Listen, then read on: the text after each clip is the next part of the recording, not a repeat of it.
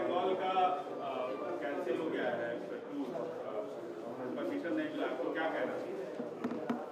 नहीं, मेरा कहना ये है कि टीएमसी पार्टी के जो एमपीज़ हैं वो लोकसभा राज्यसभा में बड़ी बड़ी बातें करते हैं फ्रीडम ऑफ एक्सप्रेशन की, कॉन्स्टिट्यूशन की, डिसेंट के बारे में, मगर इनका ये दो चेहरे हैं उनके।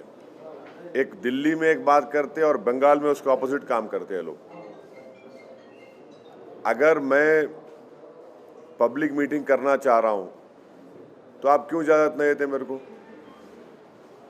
और हम इलेक्शन कमीशन ऑफ इंडिया से भी ये बताएंगे कि जहां पर हमारी पब्लिक मीटिंग होने वाली थी वहां का जो पुलिस के जितने ऑफिशियल्स हैं उनको election commission code of conduct आने के बाद उनका इमीडिएटली ट्रांसफ़र करना, इसलिए कि वो अगर रहेंगे ड्यूटी पे।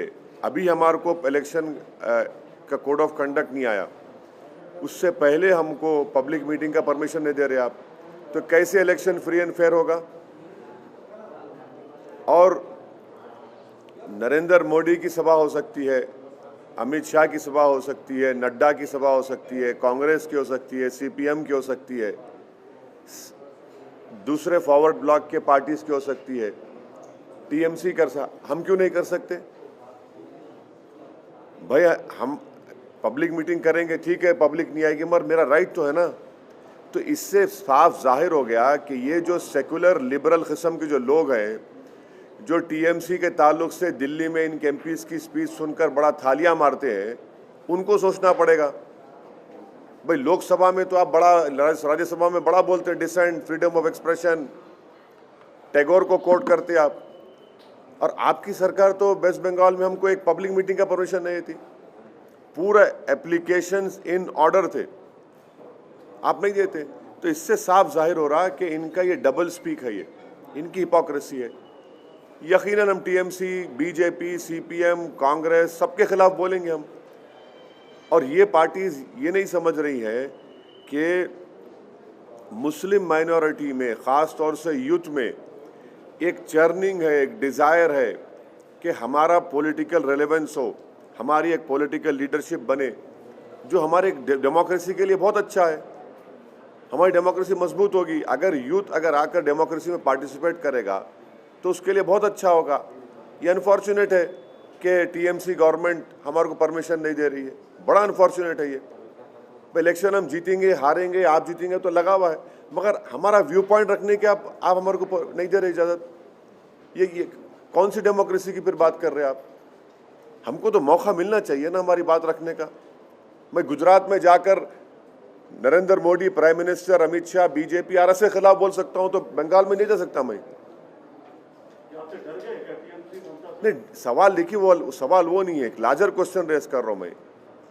लार्जर क्वेश्चन ये है कि डेमोक्रेसी में मुझे अपनी बात रखने का पूरा इख्तियार हासिल है, संविधान मेरे को दिया है। आप कैसा रोकेंगे उसको? किस बात पे रोकेंगे मेरे को आप? हमारा हर एप्लीकेशन, हर चीज उनको हम लिख कर दिए, पूरा इन ऑर्डर है, आप देते नहीं परमिशन। फिर टीएमसी क्यों रोती दिल्ली को आकर? फिर टीएमसी को रोने की क्या जरूरत है? फिर हमारे को मौका दीजिए, हम हमारे को परमिशन दीजिए। और वो पुलिस ऑफिसर्स अगर रहेंगे इलेक्शन कैंपेन के दौरान में, तो वो तो फ्री एंड फेयर नहीं रहेंगे। सर, आपका जो गठबंधन की बातचीत चल रही थी, उसमें तमाम तरह के हर्डल्स आ गए। क्या आपको लगता है कि आपके जो अपोनेंट हैं उनकी साजिश है? देखिए, अब्बास सिद्दीकी साहब, जिनकी मैं बड़ी इज्जत करता हूं और करता रहूंगा, वो हैदराबाद को आए थे, अपने भाई नौशाद के साथ मेरे से मुलाकात किए। पीरज़ादा अब्बास सिद्दीकी साहब पीरज़ादा हैं एक बड़ी दरसगाह के फुरफुर शरीफ के। फिर मैं जाकर फुरफुर शरीफ में वहाँ पर पीरज़ादा अब्बास सिद्दीकी साहब से, उनके भाई नौशाद साहब से मिला हूँ। वो बड़ी मोहब्बत से मुझसे पेश आए। मेरा जो बातचीत हुई वो अब्बास सिद्दीकी साहब के साथ हुई है।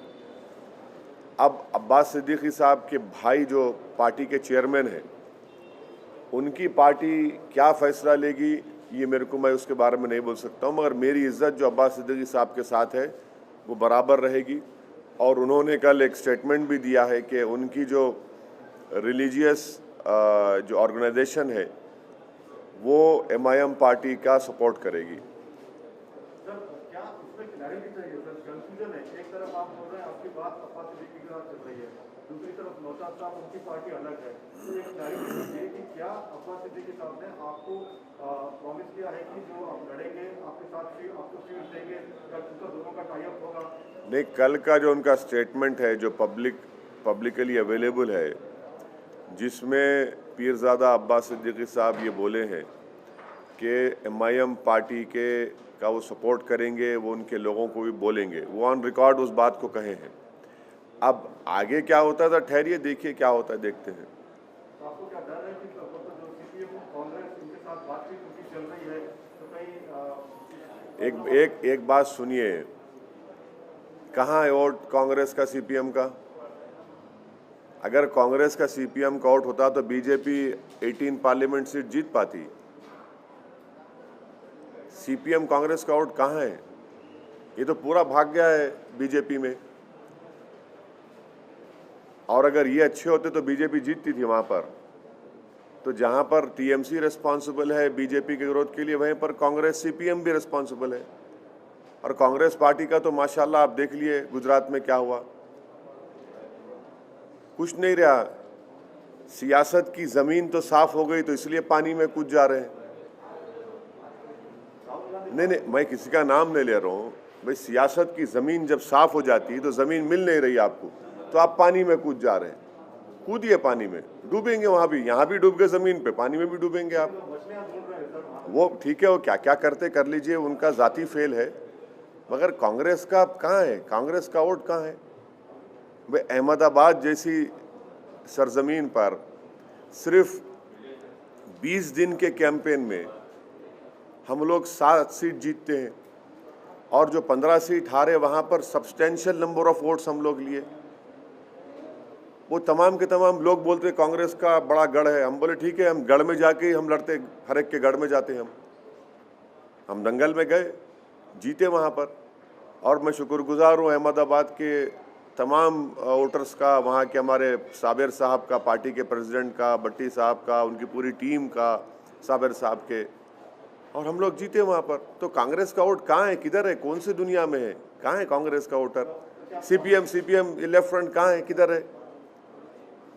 अब खाली CPM का रेलेवेंट है, वो केरला में है, वो मानते उस बात को, और हो सकता है कि वहाँ पर टफ मुकाबला देंगे वो। मगर दूसरी जगह कहाँ है CPM है? कोशिश कर रहे हैं ना सर, CPM कांग्रेस अब्बास सिद्दीकी के साथ बात कर रहे हैं। अब वो देखिए, अब मैं अब्बास सिद्दीकी साहब की इज्जत करता हूं और करता रहूंगा। उनका स्टेटमेंट भी कल का अवेलेबल है। अब देखिए आगे क्या होता, फिर डिसाइड करेंगे। सर, राहुल गांधी ने ये स्टेटमेंट दिया है कि नॉर्थ में पॉलिटिक्स अलग होती है और साउथ में लोगों को इश्यूज में काफी इंटरेस्ट है, तो क्या करें? देखिए मैडम, ये जो है ना, ये उनका स्टेटमेंट है, उनसे पूछिए आप। उनके पार्टी वाले भी तो यही कह रहे हैं कि ये इसका एक्सप्लेनेशन हम नहीं दे सकते, सिर्फ राहुल गांधी को ही दे। हाँ, तो असदुद्दीन ओवैसी कैसे देंगे जब उनकी पार्टी नहीं समझ सक रही? उनको मैं कैसे समझूंगा उनको? भाई उनकी पार्टी में रहने वाले उसका एक्सप्लेनेशन नहीं दे रहे तो क्या ओवैसी देगा? कहाँ का देगा वो? इसीलिए देखिए, कांग्रेस पार्टी का बुरा हाल है। कांग्रेस पार्टी कंफ्यूजन के स्टेट में नहीं है, बल्कि कोमोटा स्टेज में आ चुकी है अभी। तो ना फिर आप अमित शाह को क्यों दे रहे परमिशन? फिर बीजेपी को क्यों दे रहे? हमको भी दो परमिशन। आप परमिशन नहीं देने क्यों नहीं दे रहे? आप, मेरे को अपनी बात रखने का हक, इख्तियार हासिल है।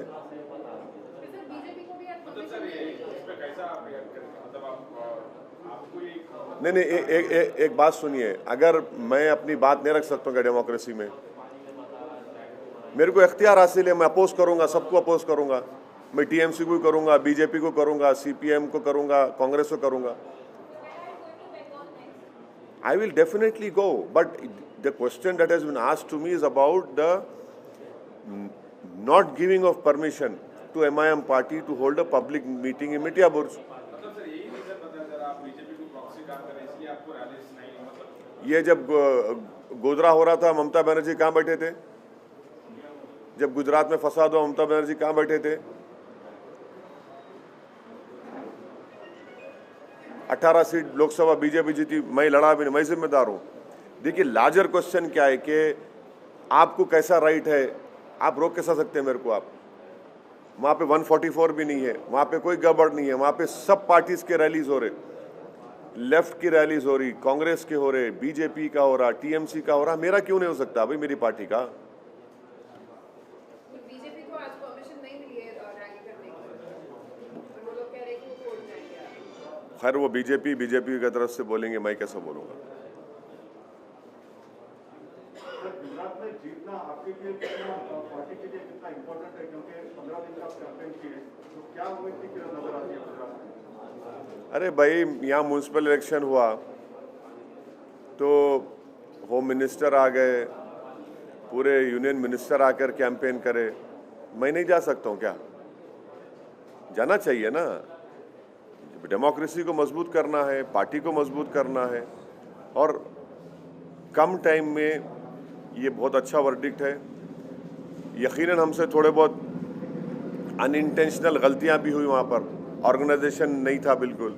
अब इस पे वर्क करेंगे। इसको हमारे जो कॉर्पोरेटर्स जीते, मैं उनसे मीटिंग किया, जो हारे उनसे मीटिंग किया, उनको बोला कि भाई आप जीत हार तो लगी हुई है, काम करिए, ऑर्गेनाइजेशन को मजबूत करिए, पब्लिक के इशूज़ को सॉल्व करिए, और आप डिफरेंस दिखाइए MIM के कॉर्पोरेटर्स में और कांग्रेस के कॉर्पोरेटर्स में, पॉजिटिव तरीके से डिफरेंस दिखाइए, और हम लोग आगे बढ़ते रहेंगे। हमारा वहाँ पे छोटू भाई वसावा के भारतीय ट्राइबल पार्टी से अलायंस है, वो कंटिन्यू रहेगा, उससे भी हमको बहुत फ़ायदा हुआ, और आगे जाएंगे। हम असेंबली के इलेक्शन तक जाएंगे, असेंबली इलेक्शन भी लड़ेंगे छोटू भाई वसावा की पार्टी के साथ, और आप देखेंगे कि ये और हम लोग स्ट्रेंथन होंगे वहाँ पर।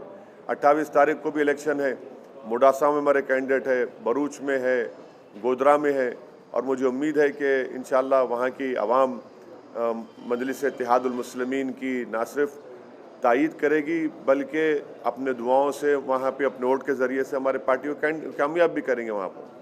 कांग्रेस का जो वोट बैंक था, तो आप समझते हैं कि वो जो है कमाई लेने में कामयाब हुई गुजरात में? देखिए वहाँ पर एक बहुत बड़ा पॉलिटिकल वैक्यूम है, और मुझे यकीन है कि MIM और छोटू भाई वसावा साहब की BTP पार्टी की उनकी लीडरशिप में हम उस वैक्यूम को फिल करने की कोशिश करेंगे। ये एक बहुत बड़ा चैलेंज भी है, मगर हमारा प्राइमरी पॉलिटिकल ऑब्जेक्टिव भी है कि उस पॉलिटिकल वैक्यूम को हम फिल करेंगे और आगे बढ़ेंगे। राहुल गांधी ने पिछले दिनों एक स्टेटमेंट दिया था नॉर्थ साइड की, साउथ के लोग ज़्यादा पॉलिटिकली जो है एक्टिव है नॉर्थ का, तो इस स्टेटमेंट को आप कैसे देखते हैं?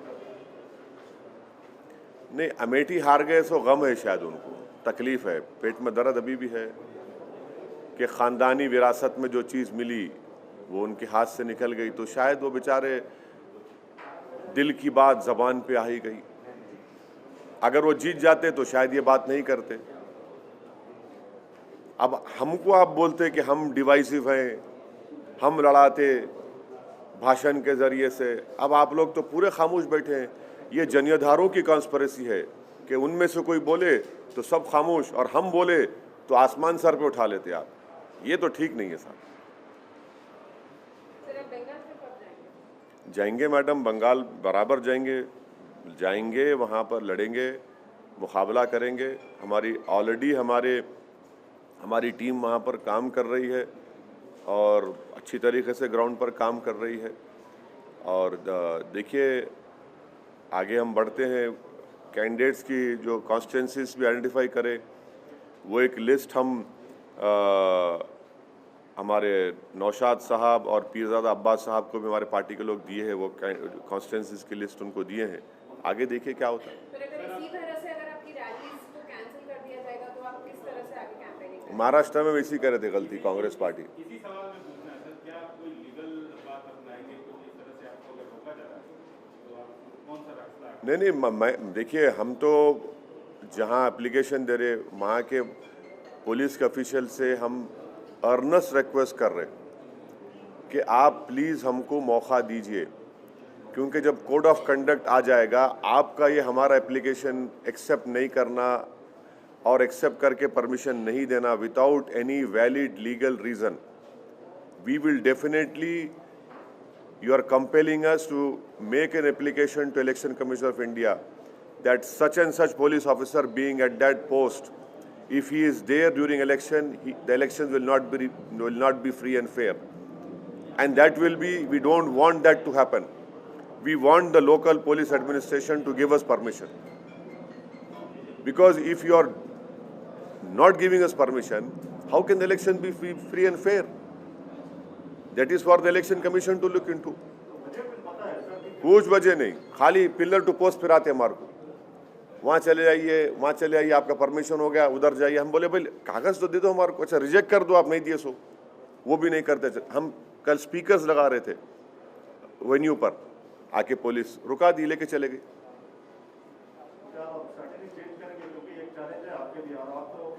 देखिए प्रसाद साहब, जीत हार तो इलेक्शन में लगी भी है।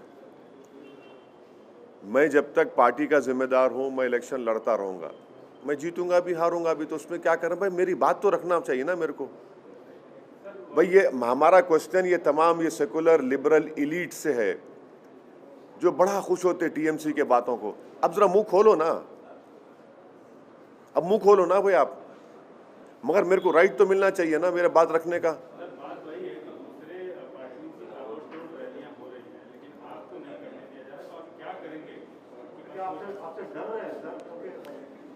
अरे भाई डर रहे हैं या नहीं डर रहे हैं, सवाल वो नहीं है। सवाल ये है कि क्या ये डेमोक्रेसी के लिए अच्छा है? क्या हमेशा कोई पावर में रहने वाला है क्या? महाराष्ट्र में ऐसे ही कांग्रेस करती थी मेरे को, यूपी में भी अखिलेश यादव ऐसा ही करते थे मेरे को। आज कहाँ है महाराष्ट्र में कांग्रेस? नंबर 1 की पार्टी नंबर 3 हो गई। नंबर 1 की पार्टी थी महाराष्ट्र में, नंबर 3 हो गई आज। अखिलेश यादव ऐसे ही करते थे। हम जब 1 महीना पहले आजमगढ़ गया मैं, तो उसी टाइम पे मैं और अखिलेश यादव एक ही वक्त पे लैंड किए।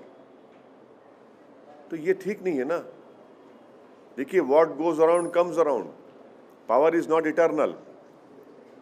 कोई ये नहीं बोल सकता कि मैं 100 साल तक प्रधानमंत्री रहूंगा या मुख्यमंत्री रहूंगा। सबको जाना है इस दिन, जनता है, जनता बादशाह है। बड़े बड़ों को मट्ठी चका दी जनता, इंदिरा गांधी को निकाल दी, राजीव गांधी को निकाल दी, ये जनता बड़े बड़े अटल बिहारी वाजपेयी को हरा दी। तो ये समझना चाहिए, ये डेमोक्रेसी में अगर ये लग रहा है कि कोई अपने स्टेट के पावर से या अपने एग्जीक्यूटिव पावर से सबको नहीं दबा सकते आप, नहीं दबा सकते आप। ये कहीं ना कहीं गिरेंगे वो लोग। ऑर्गेनाइजेशन स्ट्रेंथ, पब्लिक में रैपो, पब्लिक में पॉपुलैरिटी बहुत अच्छा है। ये इनर मोस्ट डिज़ायर है बंगाल में, स्पेशली मुस्लिम माइनॉरिटी में, यूथ में, कि हमारी आवाज़, हमारी पहचान, हमारी ताकत दिखना है। क्योंकि वो देख चुके हैं कि सीपीए लेफ्ट फ्रंट का 25 साल का उनका टेन्योर था, कुछ नहीं करे। टीएमसी भी है, उससे पहले कांग्रेस भी थी। तो वो लोग एक वायबल पॉलिटिकल अल्टरनेटिव देख रहे हैं। क्योंकि 18 सीट जब बीजेपी जीती, ये सब दिख रहा उनको कि भाई फिर हमारे वोट की वैल्यू क्या है। और फिर सोशो एजुकेशनल इकोनॉमिक स्टेटस जो मुस्लिम माइनॉरिटी का है, उस पर भी उनको तकलीफ है। तो ये समझ नहीं पा रहे हैं लोग। सीपीएम लेफ्ट का, कांग्रेस का, तो कहाँ है वोट, कहाँ है उनका, किधर है वोट उनका?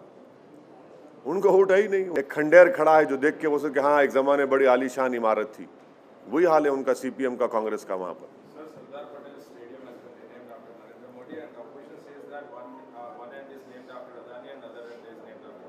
हाँ, so what, will Times now carry ads from Adani or Reliance or not? You tell me. No, you tell me how ethical it is your question. I am replying to you. I am not. आप बोलिए, आप लोग क्या करेंगे? चलिए, गनीमत cricket का नाम तो क्रिकेट है अब तक।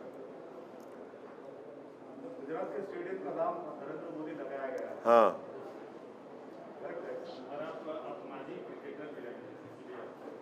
नहीं, ये डे एंड नाइट मैच हो रहा है ना।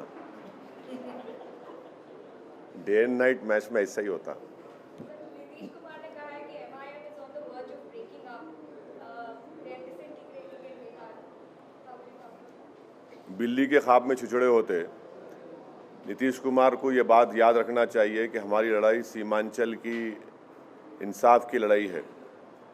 वो अकेले हमारी लड़ाई नहीं है, ना हमारे 5 चंबल के, सीमांचल के पूरी जनता की लड़ाई हम लड़ रहे हैं। नीतीश कुमार खुद कमज़ोर हो चुके हैं, वो बीजेपी के बैसाखियों के सहारे पर मुख्यमंत्री बने बैठे हैं। हमको नीतीश कुमार से सिर्फ यही बोलना है कि आप सीमांचल से इंसाफ करिए, सीमांचल को स्पेशल स्टेटस दीजिए, पूर्णिया को बिहार का सेकंड कैपिटल बनाइए, पूर्णिया के एयरपोर्ट का काम करिए। सीमांचल में जब बारिश होती है तो ज़मीन के कटाव के लिए वहाँ बांध का इंतज़ाम कराइए, डैम बना है जो करना है उसका कराइए। जो वहाँ पर डिग्री कॉलेजेस नहीं है उन डिग्री कॉलेजेस को खोलिए, एजुकेशन का इंतज़ाम करिए। हमारी लड़ाई सीमांचल की लड़ाई है। तो नीतीश कुमार से हम बहैसियत मुख्यमंत्री ये बोल रहे हैं, उनको करना चाहिए। और अगर नीतीश कुमार सीमांचल से इंसाफ नहीं करेंगे तो हम सीमांचल की जनता में हम जाकर खड़े हो जाएंगे और सीमांचल की जनता को लेकर हम प्रोटेस्ट करेंगे। क्या वजह बताई गई है उसमें और आपका क्या देखना है? देखिए, आप थोड़ा देर से आए तिवारी साहब, मैं इस सवाल का जवाब दिया हूँ। वो ये है कि मैं मानता हूँ कि मेरे को परमिशन नहीं देना ये संविधान के लिए, डेमोक्रेसी के लिए बहुत अच्छी चीज़ नहीं है। और टीएमसी की सरकार जो एमआईएम पार्टी को पब्लिक मीटिंग नहीं करने का जो कोशिश कर रही है, हम सिर्फ उन सेकुलर लिबरल इलीट से ये पूछना चाह रहे हैं कि जो टीएमसी के एमपीज़ के भाषण पर दिल्ली में बड़े थालियां मारते हैं, अब थाली बजाइए। जो दिल्ली में टीएमसी के एमपीज़ लोकसभा में, राज्यसभा में बैठकर संविधान की, डिसेंट की, फ्रीडम ऑफ एक्सप्रेशन की, रविंद्रनाथ टैगोर को कोट करते हैं, आज उन्हीं की सरकार तो उल्टा काम करती है।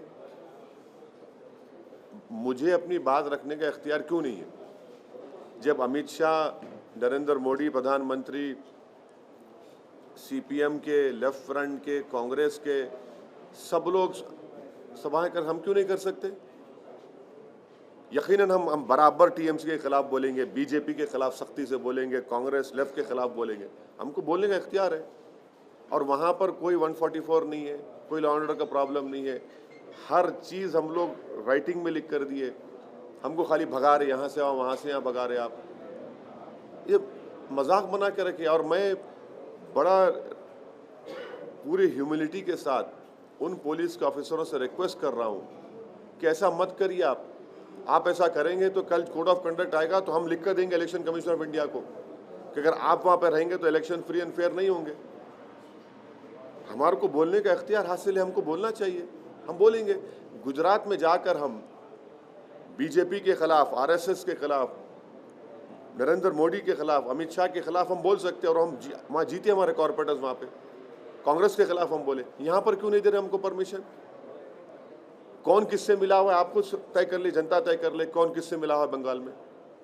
सर, आपने कहा कि आप कांग्रेस के खिलाफ बोलेंगे, लेफ्ट पार्टी के खिलाफ बोलेंगे। आपके जो सहयोगी हैं, जिनके अगुवाई में, जिनके नेतृत्व में आप वहाँ पर बंगाल में चुनाव लड़ने वाले हैं, वो तो कांग्रेस और लेफ्ट के साथ। वो उनकी पार्टी क्या डिसाइड करती है वो उनसे पूछिए। मैं अब्बास सिद्दीकी साहब की बेहद इज्जत करता हूँ और करता रहूँगा। अब्बास सिद्दीकी साहब का मैं शुक्रगुजार हूँ कि वो हैदराबाद आए, मुझसे मुलाकात किए, मेरे को बहुत मोहब्बत से हमसे पेश आए। फिर हम फुरफुर शरीफ गए, उस हज़रत अबू बकर सिद्दीक़ रहमतुल्लाह अलैह के आस्थाने पर गए। वहाँ पर अब्बास साहब और तमाम पीरज़ादे से हमारी मुलाकात हुई। मैं उनकी इज़्ज़त करता हूँ और करता रहूँगा। और अब्बास सिद्दीकी साहब ऑन रिकॉर्ड, उनका स्टेटमेंट है कल का कि जहाँ से एमआईएम पार्टी के कैंडिडेट जो कनेक्शन है वो उस तरह का नहीं रह गया है और वो जो है कहीं ना कहीं वो अलग रास्ता अपना रहे हैं। आपको उन्होंने लूप में नहीं लिया हुआ है जो कांग्रेस और लेफ्ट के साथ जो बातचीत है उसमें। नहीं, देखिए, वो उनके भाई जनाब नौशाद, पीरज़ादा नौशाद साहब चेयरमैन हैं। इस सवाल का जवाब वो दे पाएंगे, मैं नहीं दे पाऊँगा। क्या आप उनके साथ अभी भी कोऑर्डिनेशन उस तरह से है जैसा पहले था या फिर स्थिति? नहीं, हमारी तरफ से तो उनको हम लिस्ट दिए, वो हमसे लिस्ट पूछे थे उनके भाई नौशाद, पीरज़ादा नौशाद साहब, कि कहाँ से आप कंटेस्ट करना चाहेंगे, तो हम तो लिस्ट दे चुके हैं उनको। अब उनकी पार्टी क्या डिसाइड करती है अलग बात है, मगर मेरा मानना ये है कि कांग्रेस पार्टी का सीपीएम का अगर वोट होता तो फिर बीजेपी इतने 18 सीट क्यों जीती? एम्पिरिकल एविडेंस है कि बीजेपी का जो वोट बढ़ा है बंगाल में, वो तो टीएमसी का भी वोट लिए, सीपीएम का लेफ्ट फ्रंट का भी लिए, कांग्रेस का भी लिए।